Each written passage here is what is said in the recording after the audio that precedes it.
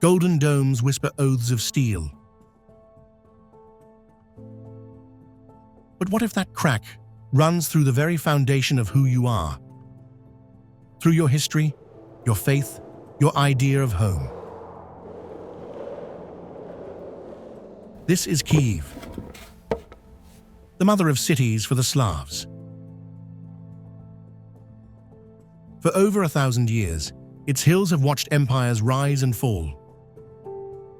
It is the birthplace of a civilization that would stretch from the Carpathian Mountains to the Pacific Ocean.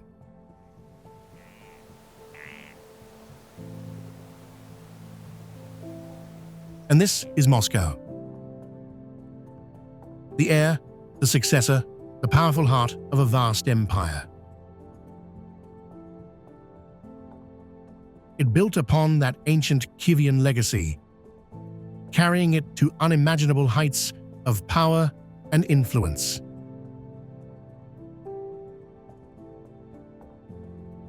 For centuries, the stories, the saints, the struggles, and the daily bread of these people were deeply intertwined.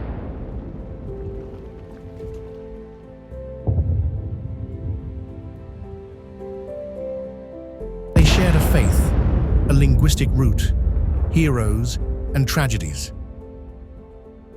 They were, in the complex words of history, fraternal peoples. But in our lifetime, that shared mirror has shattered. The political and military conflict is a stark, painful reality we cannot ignore.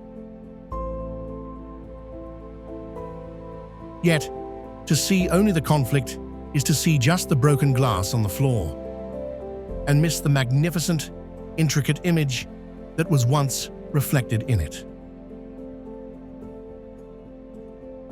My name is Kaido.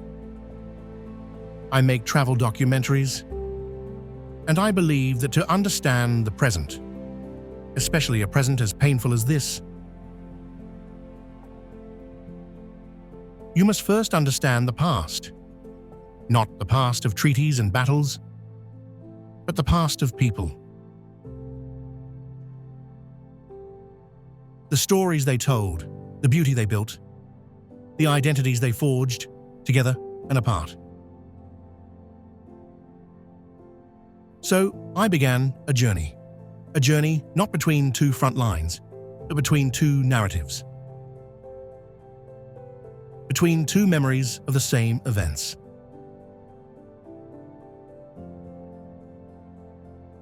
I wanted to trace the line of that crack in the icon back through time.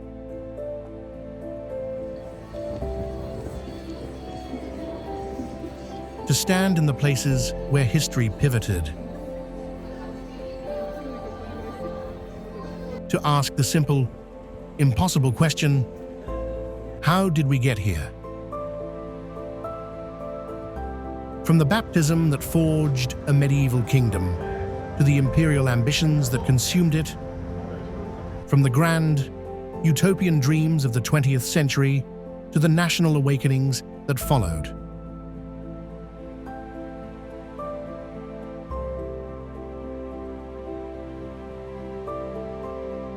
This is a journey through a shared house that became two separate homes.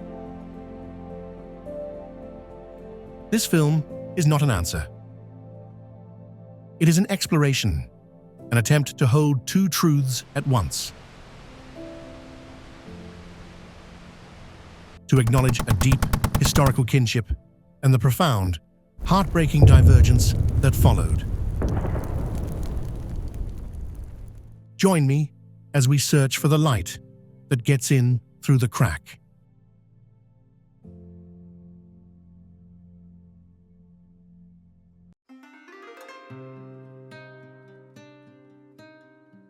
To find the beginning of this story, we must come here.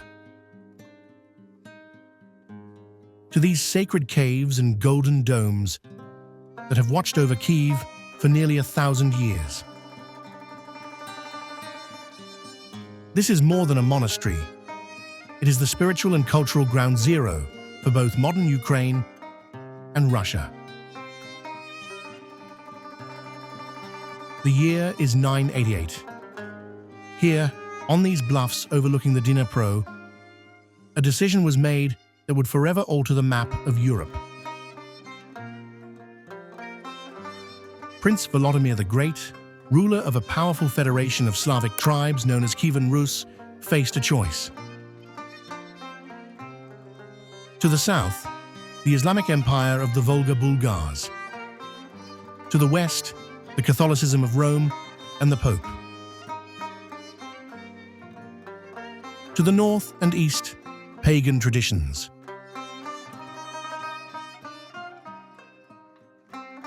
And to the south, in Constantinople, the glittering, awe-inspiring faith of Byzantine Christianity. Legend says he sent his emissaries to witness these faiths. They returned from Constantinople speechless, saying they knew not whether they were in heaven or on earth. For a ruler seeking to unify his diverse realm under one spiritual and political authority, the choice became clear. The grandeur, the artistry, the direct connection to God through the emperor.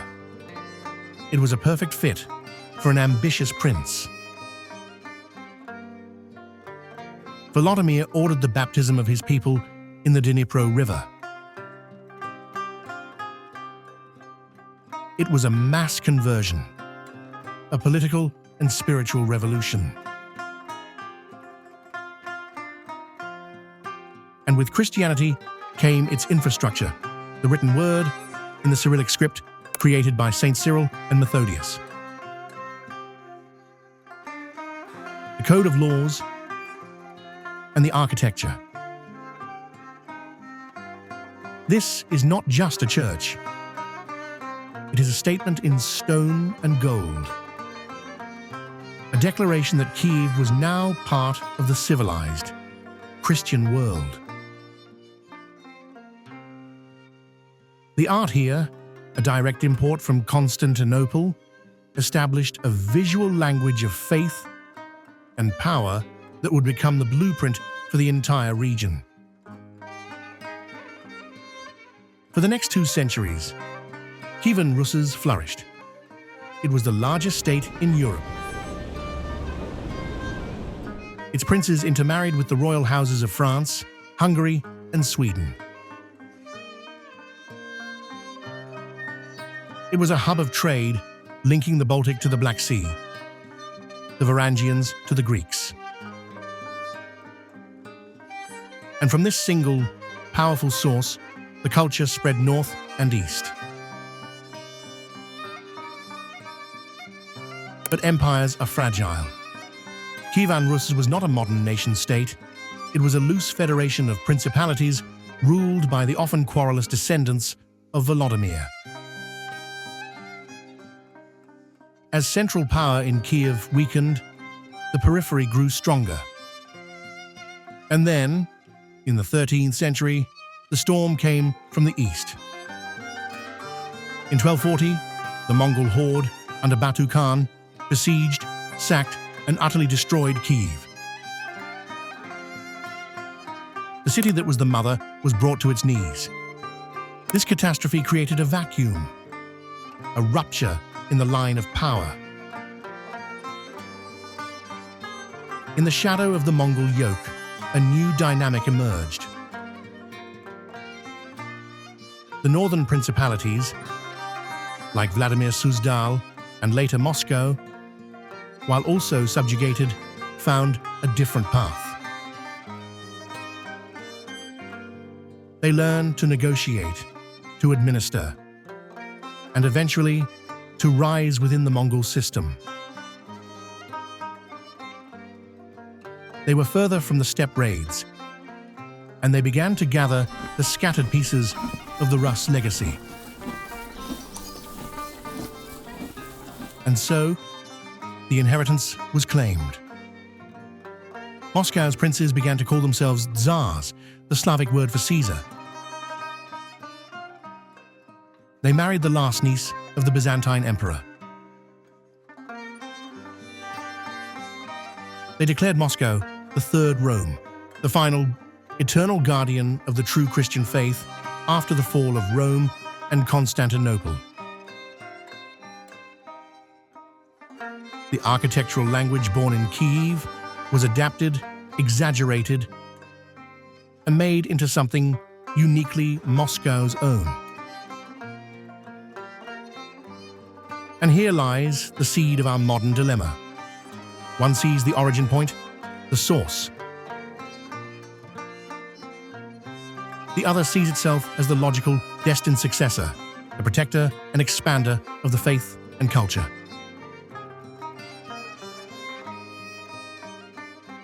Kiev and Moscow, the mother and the heir. But in a family, who gets to tell the story of its origins? The one who gave birth, or the one who built the greatest legacy? The baptism in the Dnipro created a common spiritual space. But the Mongol invasion shattered the political unity. From that fracture, two different paths of survival and ambition began to emerge. One looked to reclaim its past, the other looked to build a new empire. The cradle was shared, but the children were now dreaming very different dreams.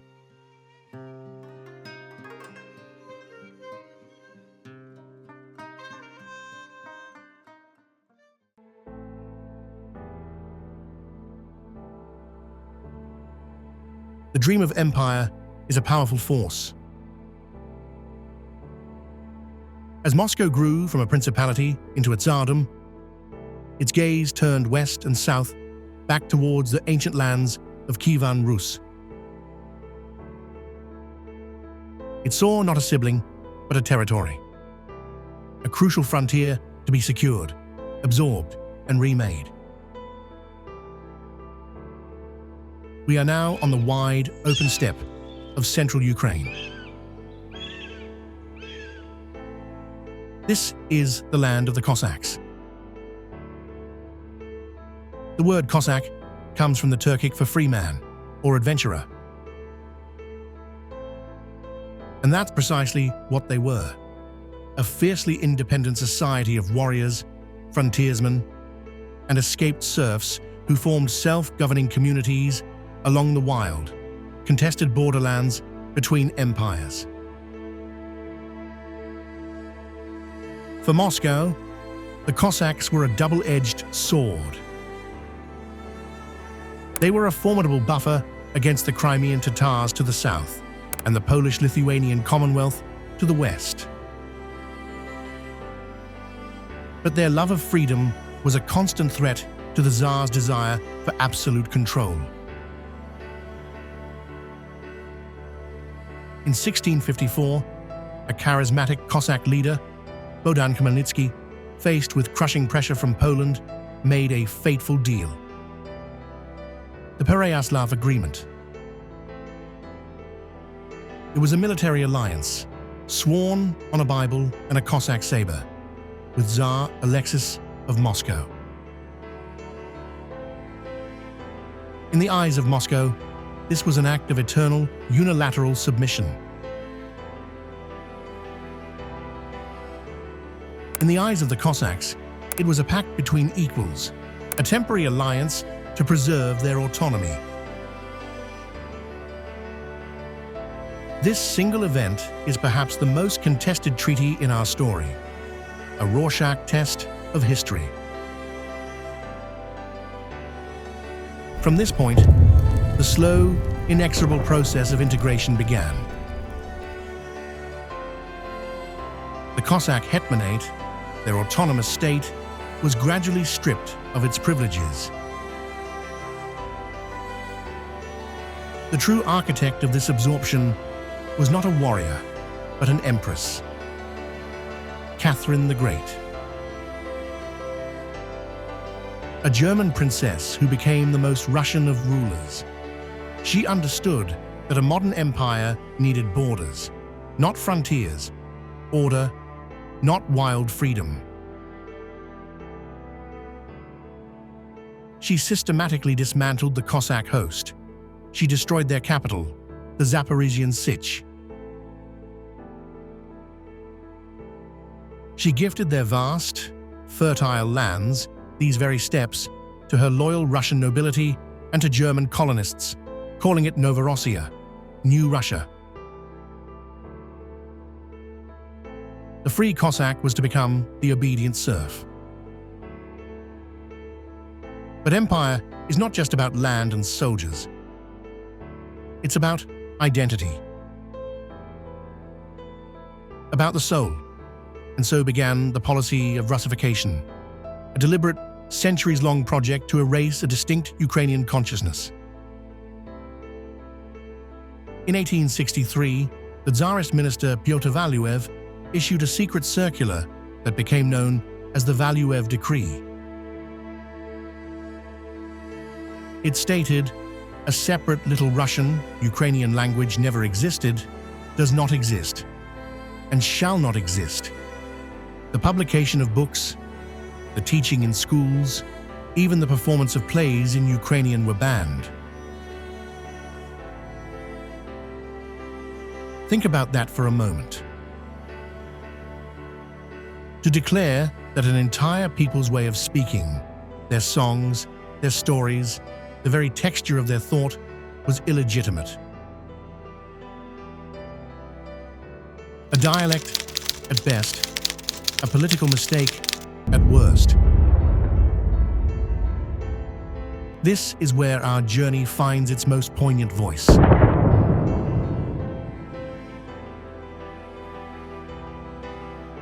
In a small, dim room of the Taras Shevchenko National Museum in Kyiv, we find a simple, powerful object, a small, worn notebook of poems. This is the Kobzar by Taras Shevchenko. He was born a serf. He was bought out of bondage by Russian artists who saw his talent. He became a brilliant painter and poet in the imperial capital, St. Petersburg. But his heart was here, in Ukraine. Shevchenko did something revolutionary. He wrote not in the elevated language of the empire, but in the living, breathing, outlawed Ukrainian of the villages. He wrote of Cossack glory, of the suffering of the peasantry, of the beauty of the Dnipro and the cruelty of the Tsar. His work was a defiant act of national creation.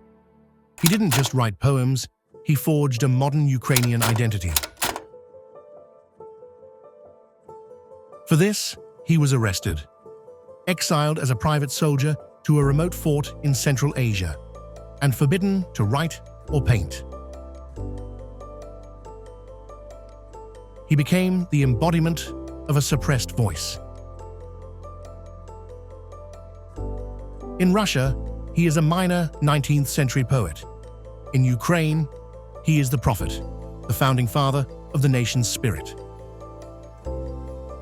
The same man, seen through two different prisms.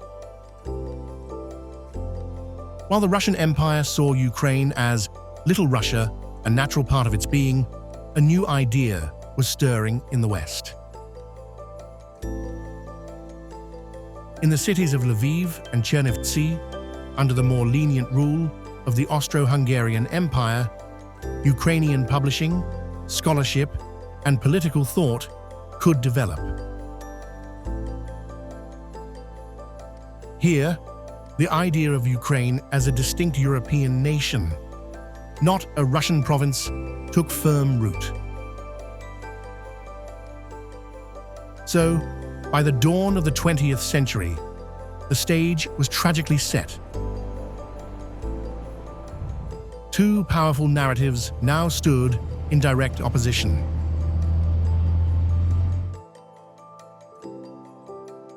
The imperial Russian narrative that Ukrainians were younger brothers, part of one great Russian nation, temporarily led astray by Polish and Austrian intrigues,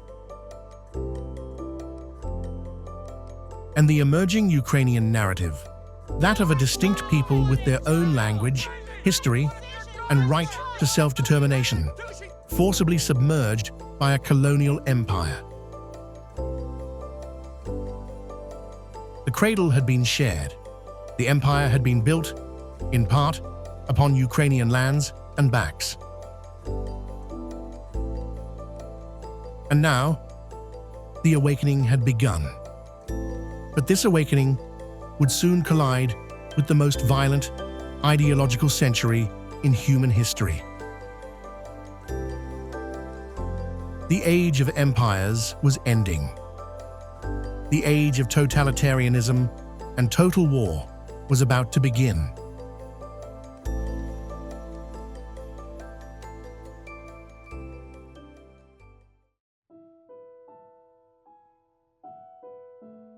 The 20th century promised a radical new union, one that would transcend old empires and national identities.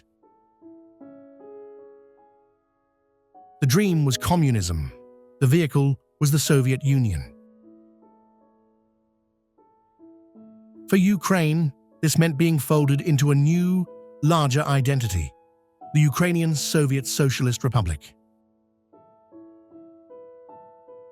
Initially, under Lenin, there was a flicker of cultural possibility known as Koreanization or Ukrainization. The Ukrainian language was promoted in schools and government, a stark contrast to Tsarist repression. But this was a brief, tactical thaw. When Joseph Stalin solidified his power, the true nature of the Soviet project revealed itself. It was a new, centralized empire, demanding absolute loyalty and sacrifice. Stalin's first, horrific demand was the collectivization of agriculture. Independent farms were seized, their grain confiscated by the state to feed the cities and fund breakneck industrialization. In Ukraine, the breadbasket of the USSR, the result was not mere famine, but a politically engineered catastrophe, the Holodomor, death by hunger in 1932-33. Millions perished.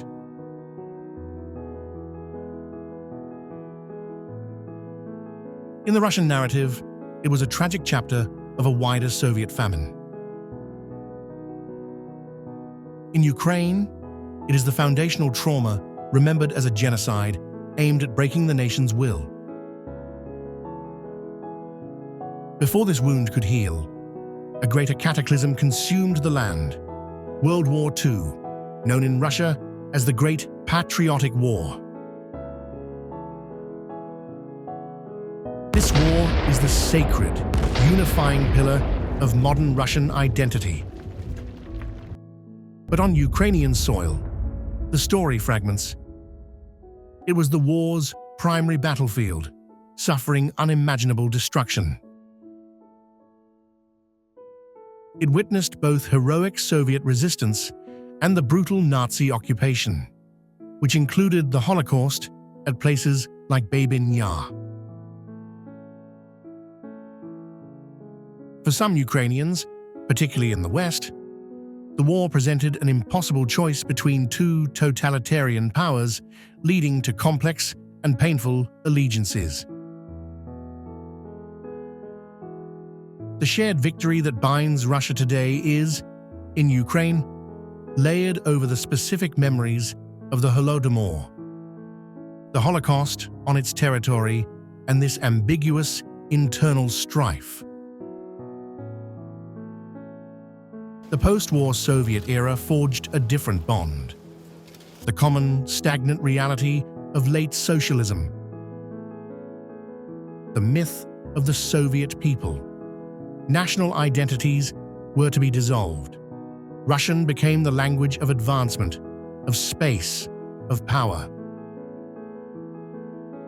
Yet, in private kitchens and through smuggled poetry, the Ukrainian language and consciousness persisted, a quiet act of resistance. The final catastrophic bond of the Soviet era came not from ideology, but from technological failure and state lies. The Chernobyl disaster in 1986. The reactor explosion was a Soviet crisis, but the regime's instinct to deny, conceal, and sacrifice its own citizens exposed a fatal sickness at the system's core. Chernobyl became the ultimate metaphor for the empire's decay. Its radioactive fallout knew no borders, just as its political fallout would soon sweep away the last illusions of a common future. The Soviet experiment created a shared material culture and memory of hardship and, at times, pride. But it also cemented diametrically opposed interpretations of the century's deepest wounds. When the Soviet Union collapsed in 1991, Ukraine and Russia emerged as independent states, looking back on the same 70 years and seeing two entirely different histories. They stepped out of the same crumbling house, one seeking to finally build its own home, the other longing to restore the lost estate.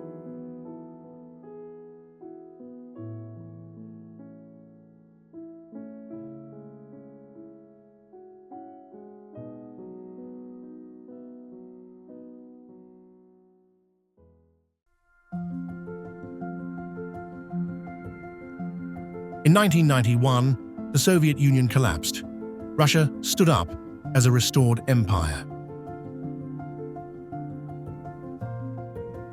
Ukraine was born as a modern nation. This fundamental difference would shape their destinies. For decades, Ukraine wavered between two worlds: integration with Russia or a future with Europe. This internal struggle erupted onto the streets during the Orange Revolution, 2004, and decisively, the Euromaidan, 2013-2014. When protesters demanded a European path over Russian dominance. Russia saw this not as a democratic choice, but as a Western-backed coup. Its response was swift and severe: the annexation of Crimea and the fomenting of a proxy war in Donbass by supporting separatist forces. For 8 years, a frozen conflict simmered. Meanwhile, Ukraine moved decisively westward, strengthening its sovereign identity, even establishing an independent Orthodox Church, free from Moscow. To Russia, this was an existential threat. Ukraine was no longer a wayward sibling, but an anti-Russia on its border.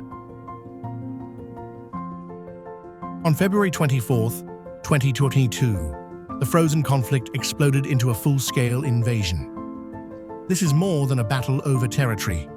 It is the final, brutal argument over history itself. A clash between Russia's vision of a single, unified civilization and Ukraine's assertion of its own distinct, sovereign, European future. Our journey began with a shared cradle. It ends on the battlefield. The light through the crack is now the flash of artillery.